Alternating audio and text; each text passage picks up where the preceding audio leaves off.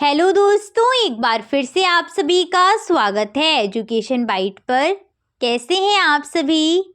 मुझे उम्मीद है कि आप सब एकदम बढ़िया होंगे।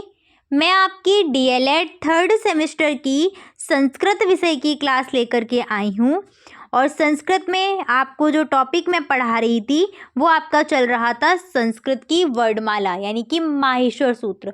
और मैंने आपको आपकी लास्ट क्लास में माहेश्वर सूत्र बता दिए थे, साथ साथ प्रत्याहार क्या होते हैं इसके बारे में जानकारी दे दी थी। शुरू करते हैं हम आज की क्लास। और आज हम रहेंगे कहाँ पर?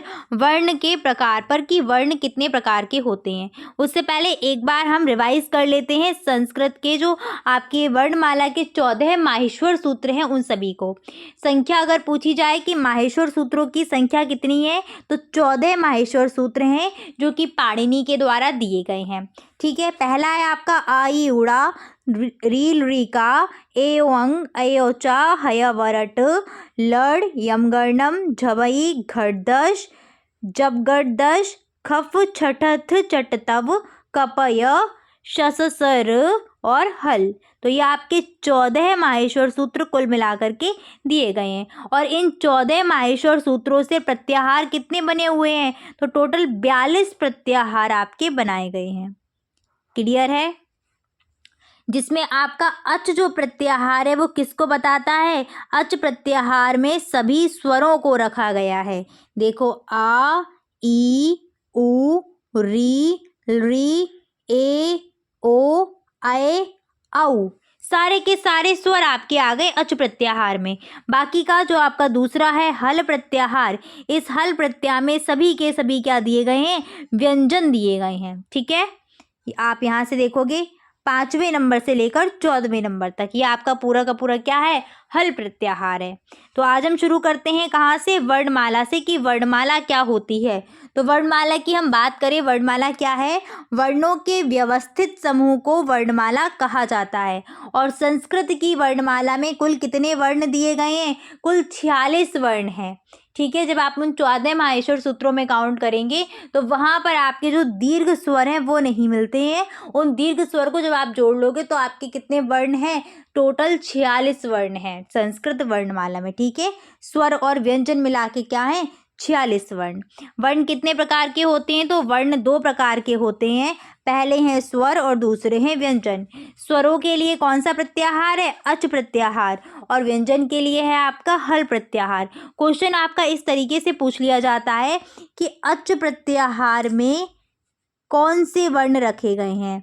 सभी स्वर, सभी व्यंजन, स्वर और व्यंजन दोनों, ऐसे क्वेश्चन आ जाते हैं। तो अच प्रत्याहार में क्या दिए गए हैं? सभी के सभी स्वर दिए गए हैं। और हल प्रत्याहार में सभी के सभी व्यंजन दिए गए हैं। आगे बढ़ते हैं स्वर के प्रकार पर, कि स्वर किसे कहते हैं। ठीक है, तो स्वर क्या होते हैं? जिन वर्णों के उच्चारण में किसी अन्य वर्ण की सहायता नहीं ली जाती है उन्हें स्वर कहा जाता है। यानी कि आप ऐसे बोल सकते हो कि वे वर्ण जो बिना किसी की सहायता के बोले जाते हैं वो स्वर कहलाते हैं, स्वतंत्र रूप से उनका हम उच्चारण करते हैं। संस्कृत में स्वरों की संख्या कितनी है? तो टोटल 13 स्वर संस्कृत में है, जिसमें आपके ह्रस्व और दीर्घ दोनों मिलाते हैं तब आपके 13 स्वर बनेंगे। कौन कौन से हैं? तो अच प्रत्याहार में जितने भी वर्ण आ रहे वो आपके सारे के सारे क्या हैं? स्वर हैं। तो कौन कौन से आते हैं? आ ई उ पहले सूत्र से, रील री दूसरे सूत्र से, ए औ तीसरे से और ऐ औ चौथे सूत्र से। इनके दीर्घ जो हैं वो भी आपके स्वरों में काउंट होते हैं। आ का दीर्घ क्या है? बड़ा आ। ई का दीर्घ बड़ी ई। ऊ का दीर्घ बड़ा ऊ। और रिरी का भी दीर्घ होता है आपका एक और, इसमें ऐसे नीचे लग जाता है, वो आपका रिरी। ठीक है, दीर्घ री रहेगा। स्वर के भेद की बात करते हैं कि स्वर के भेद कितने होते हैं। तो स्वरों को 3 भागों में बांटा गया है, वो भी किसके अनुसार? समय के अनुसार। स्वरों को जब हम उच्चारण करते हैं तो उनके उच्चारण में जो भी समय लगता है उस समय के आधार पर स्वर को 3 भागों में बांटा गया है। पहले है कौन से? पहला है आपका ह्रस्व स्वर, दूसरा है दीर्घ स्वर और तीसरा है प्लुत स्वर। देखते हैं ह्रस्व स्वर क्या होते हैं। तो ह्रस्व स्वर वे स्वर होते हैं या फिर वे वर्ण होते हैं जिनके उच्चारण में एक मात्रा का समय लगता है। और इसी कारण हम इनको एकमात्रिक स्वर के नाम से भी जानते हैं। ह्रस्व स्वर कौन से स्वर हैं? तो वे स्वर जिनके उच्चारण में एक मात्रा का समय लगेगा वो कहलाते हैं ह्रस्व स्वर। इसमें कौन कौन सा आएगा आपका? तो आ, ई, उ, री और री। री जो है वो आप केवल और केवल संस्कृत में ही देखोगे, हिंदी में ये जो है आपका वो नहीं दिखाई देगा। ठीक है, हिंदी में री कोई स्वर नहीं है, री तक ही है। बात कर तो यहाँ से आपके ह्रस्व स्वर कितने हो गए? 1 2 3 4 5। ह्रस्व स्वरों की संख्या कितनी हो गई? 5 हो गई ये संख्या। क्लियर? ह्रस्व स्वरों की अगर आपसे संख्या पूछी जाए तो कितनी संख्या है? 5 संख्या है इनकी। आगे बढ़ते हैं, ये लिखा भी हुआ है ह्रस्व स्वरों की संख्या कितनी है? 5। दीर्घ स्वर क्या होते हैं? तो जिन वर्णों के उच्चारण में 2 मात्रा का समय लगता है उन्हें दीर्घ स्वर कहते हैं, और इसी कारण इन स्वरों को हम द्विमात्रिक स्वर के नाम से भी जानते हैं। कितने? द्विमात्रिक स्वर। द्विमात्रिक क्यों? क्योंकि 2 मात्राओं का समय लगता है, इस कारण द्विमात्रिक कहते हैं। जितने भी आपके दीर्घ हैं, बड़ा आ, बड़ी ई, बड़ा ऊ, री, ए, ओ, ऐ, औ, ये 8 जो हैं आपके वो क्या हैं? दीर्घ स्वर हैं। क्लियर है? 5 आपके थे ह्रस्व स्वर, ठीक है, और 8 क्या है? 8 हैं आपके दीर्घ स्वर। चलो आगे बढ़ते हैं। नेक्स्ट है आपका प्रकार कौन सा? प्लुत स्वर। प्लुत स्वर क्या होता है? तो जिन वर्णों के उच्चारण में 3 मात्रा का समय लगता है उन्हें प्लुत स्वर कहते हैं, और इसी कारण से इन स्वरों को हम क्या बोलते हैं? त्रिमात्रिक स्वर के नाम से भी जानते हैं। और इसमें आपका आ जाता है क्या? ओम। जब आप ओम को बोलोगे ना तो यहाँ पर क्या है? 3 मात्रा लगती है, यानी कि बहुत देर तक इसको बोला जाता है। और ये जो है या तो आपको 3 का अंक हिंदी में ऐसे लगा मिलेगा, या अवग्रह आ यहाँ पर लगा हुआ मिलता है। ठीक है, वो कुछ आपका इस प्रकार से बना होगा, तो ये दर्शाता है कि जो लिखा हुआ है वो क्या है? प्लुत स्वर है। ठीक है, नेक्स्ट हम बढ़ते हैं कहाँ पर? व्यंजन पर। व्यंजन के लिए आपका कौन सा प्रत्याहार दिया गया है? हल प्रत्याहार में आपके व्यंजन दिए गए हैं। व्यंजन क्या होते हैं? तो वे वर्ण जो स्वरों की सहायता से बोले जाते हैं वो क्या कहलाते हैं? व्यंजन कहलाते हैं। बचपन से यही डेफिनेशन पढ़ी हुई है और यही डेफिनेशन है भी। तो स्वरों की सहायता से उच्चारण किए जाने वाले वर्णों को व्यंजन कहते हैं। ठीक है, व्यंजनों का उच्चारण करते समय हमारी श्वास वायु जो है वो मुख के किसी भी भाग जैसे तालु, मूर्धा, ओष्ठ, दंत, इन सभी से टकराते हुए, रुकते हुए वापस निकलती है। ठीक है, टकराएगी, कहीं से अवरोध होगा तो मतलब जो भी अवयव मुख के हैं उन सभी अवयवों से टकराती हुई बाहर आएगी, तो वही आपके व्यंजन होते हैं। व्यंजनों की संख्या कितनी है? तो टोटल आपके 33 व्यंजन दिए गए हैं। ठीक है, स्वर आपके 13 हो जाएंगे, 8 वो दीर्घ स्वर और 5 आपके क्या बोल रही थी? 5 आपके ह्रस्व स्वर। ठीक है, तो 13 और 33 तो टोटल आपके 46 वर्ण बन जाते हैं।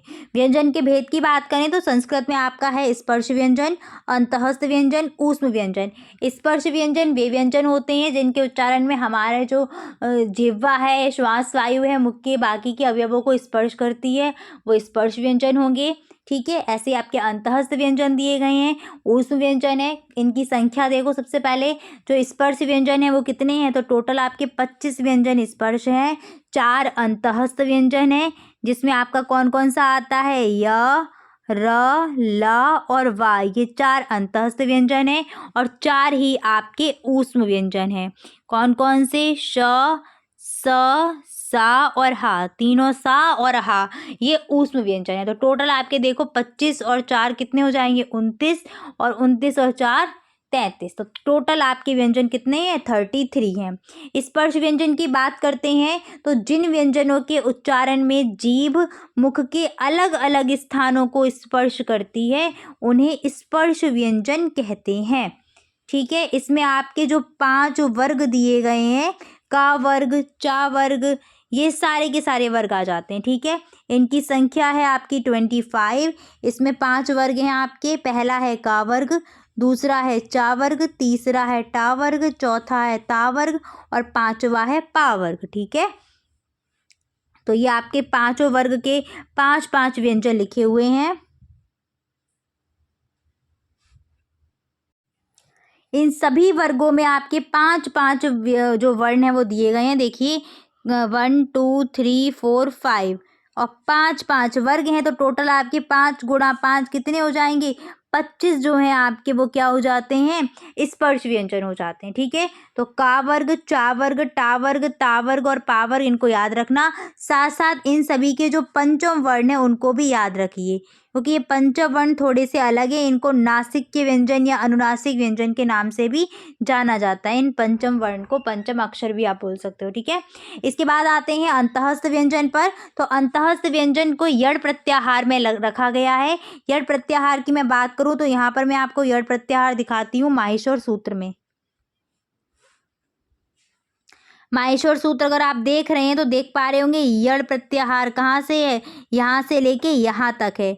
अब इस यड़ प्रत्याहार में आपको क्या छांटने हैं? अंतःस्थ व्यंजन।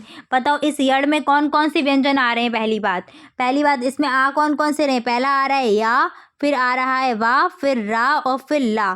तो य, व, रा और ला, यही 4 तो आ रहे हैं इसीलिए। ठीक है, तो आपसे कभी पूछा जाए कि अंतःस्थ व्यंजन का कौन सा प्रत्याहार है, तो अंतःस्थ व्यंजन का है आपका यड़ प्रत्याहार।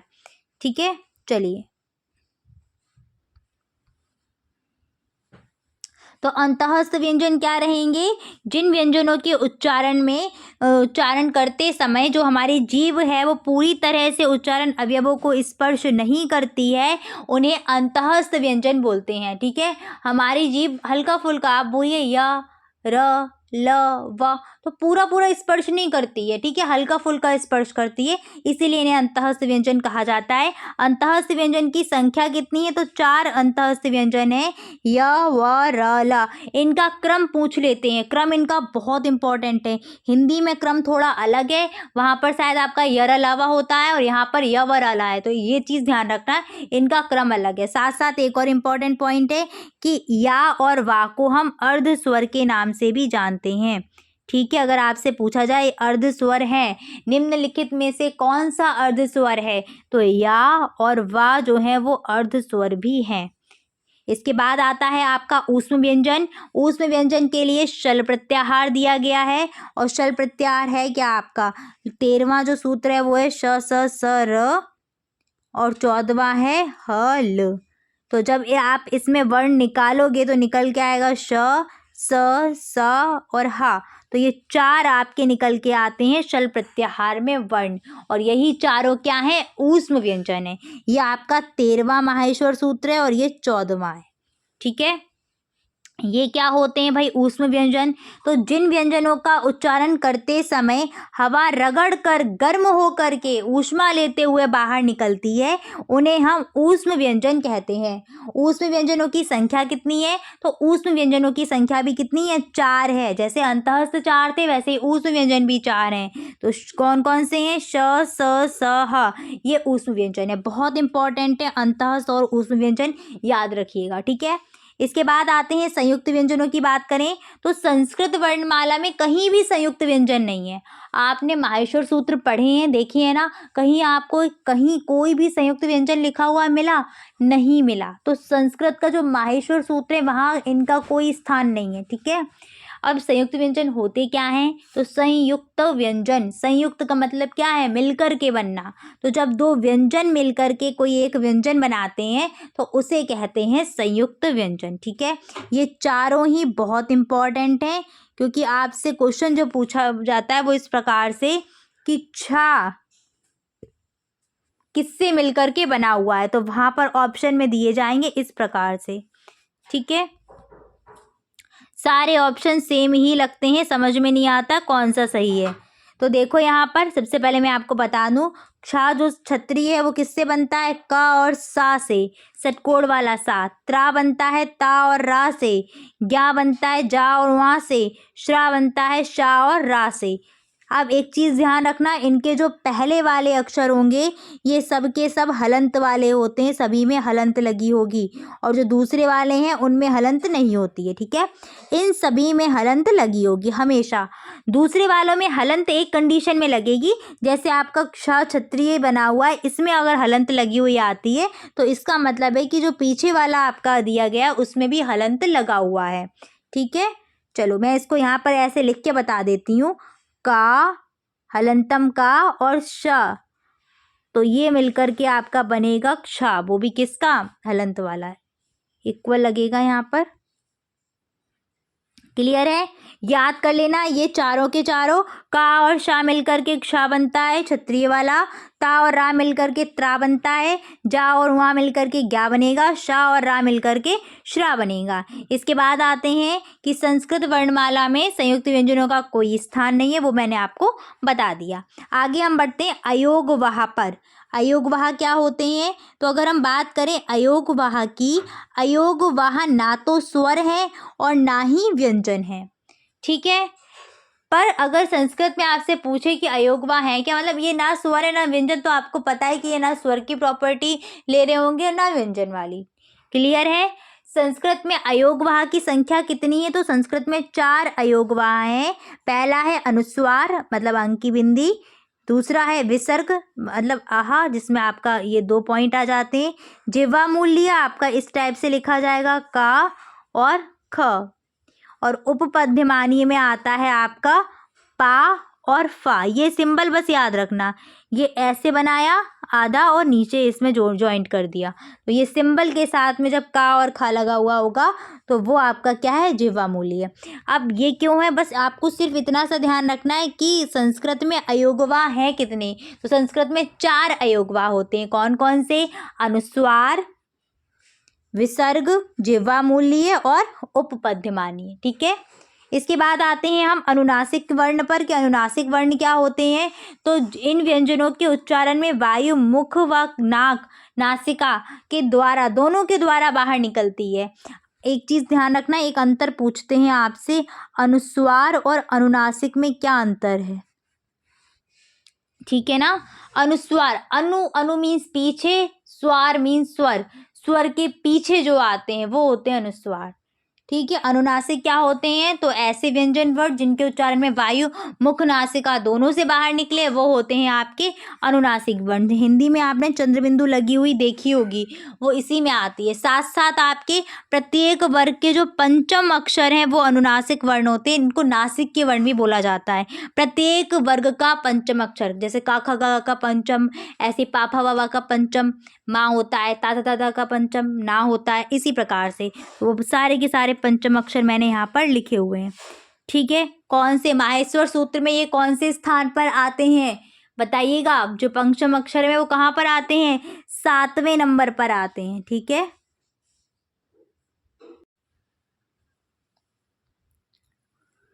तो चलिए आज मैं यहीं पर इतना ही रखती हूँ, आपके अनुनासिक वर्ण तक हो गया है। नेक्स्ट क्लास जो रहेगी उसमें हम कंप्लीट करेंगे संस्कृत में जो भी आपकी ध्वनियाँ दी गई, यानी कि स्वर और व्यंजनों के उच्चारण स्थान को। क्लियर है, तो आज इतना ही रखती हूँ, फिर मिलूंगी आपकी अगली क्लास में। अपना ख्याल रखिएगा। Thanks for watching and please like share and subscribe my channel. Bye bye, take care.